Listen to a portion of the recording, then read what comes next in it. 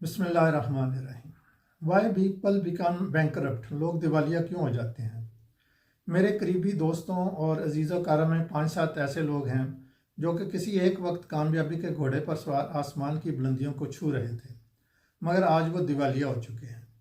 میں نے ان لوگوں کے ساتھ انٹریکشن میں یہ وجہ ڈھونڈنے کی کوشش کی کہ یہ دیوالیہ کیوں ہو گئے ہیں۔ اس میں بہت ساری چیزیں جو تھیں، بہت سارے پوائنٹس کامن ہی نکلے ان کے، تو وہ میں آپ کے ساتھ شیئر کرتا ہوں۔ سب سے پہلا مسئلہ یہ تھا کہ ان لوگوں نے کبھی بجٹ نہیں بنایا تھا۔ اپنے اخراجات کا ان کا کوئی بجٹ نہیں ہوتا کہ گھر میں 50,000 خرچ ہونا ہے یا 1,00,000 خرچ ہونا ہے، دکان کے جو ریونیو ایکسپینسز ہیں وہ کتنے ہوں گے، کیپٹل ایکسپینسز کتنے ہوں گے، آمدن کہاں سے آ رہی ہے کہاں سے نہیں آ رہی ہے۔ بس ایک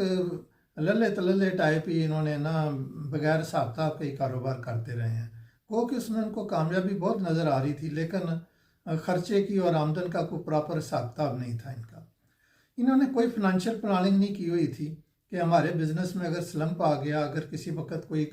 ڈاؤن فال آ گیا تو ہم سروائیو کیسے کریں گے، یعنی سروائیول کا کوئی پروگرام نہیں رکھا ہوا تھا۔ جو آمدن تھی اس سے زیادہ ہی خرچہ کر لیتے تھے، لیکن بچت نہیں کرتے تھے، حالانکہ 20% کم از کم بچت ہونی چاہیے۔ انہوں نے یہ بھی نہیں سوچا کہ بچے بچیاں جوان ہو رہے ہیں، ان کو نے اسکول جانا ہے، کالج جانا ہے، کل کوئی ان کی شادیاں بھی کرنی ہیں،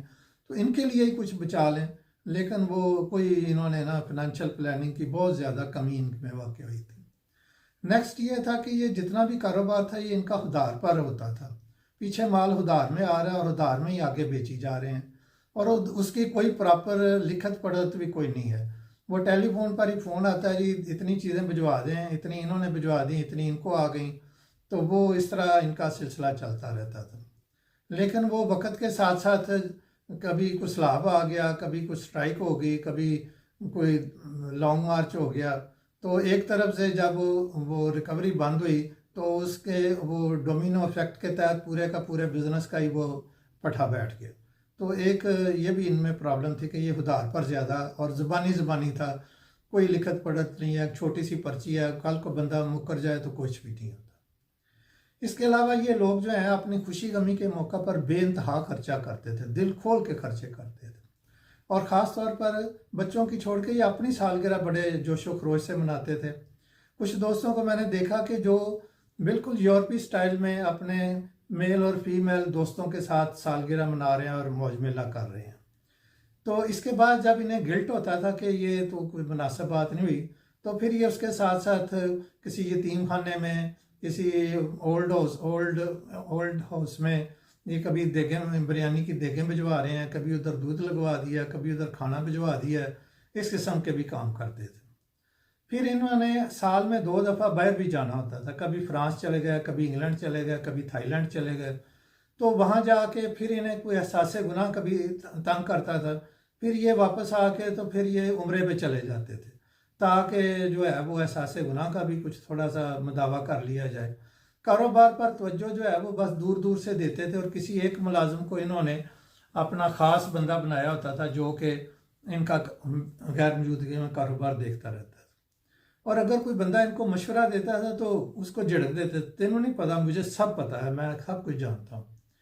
تو حد یہ ہے کہ یہ اپنی اس قسم کی ایکٹیویٹیز میں مصروف رہنے کی وجہ سے اکانومی میں ہونے والی تبدیلیوں کو بالکل نہیں دیکھ سکے کہ ڈالر کا ریٹ کتنا ہو رہا ہے، بجلی سوئی گیس مہنگی ہو رہی ہے، لوگوں کی پرچیزنگ پاور کم ہو رہی ہے، اور اس قسم کی جو چیزیں ہو رہی ہیں تو اس کے مطابق ہمیں کچھ تیاری بھی کرنی چاہیے، تو وہ تو نہیں کی۔ تو پھر اس کے علاوہ چونکہ یہ ادھار پر کاروبار کرتے تھے، جن لوگوں نے ان سے پیسے لینے ہوتے تھے وہ تو ان سے نکلوا لیتے تھے، یعنی جو مینوفیکچرر ہیں، جو فیکٹریوں والے تھے وہ تو طاقتور تھے نا، تو یہ دکاندار تھے، ان سے انہوں نے تو نکلوا لیے، لیکن آگے جن کے کسٹمرز کو انہوں نے ادھار دیا ہوا تھا مال، ان سے پیسے نہیں نکلوا سکے۔ پھر اس کے لیے انہوں نے پولیس، تھانہ، کچہری، اس قسم کے کاموں میں پھنس گئے، تو وہ ایسے الجھے کہ وہ جناب ودن چند 2-3 سالوں میں ہی یہ جناب دیوالیہ ہو گئے۔ تو میں سمجھتا ہوں کہ اگر بندہ اپنی فنانشل مینجمنٹ ٹھیک کر لے، اپنی فنانشل پلاننگ ٹھیک کر لے، اپنی منی مینجمنٹ ٹھیک کر لے، تو وہ دیوالیہ ہونے سے بچ سکتا ہے، خواہ وہ کوئی بھی بزنس کر رہا ہو۔ Thank you very much. ربنا آتنا فی الدنیا حسنۃ وفی الآخرۃ حسنۃ وقنا عذاب النار۔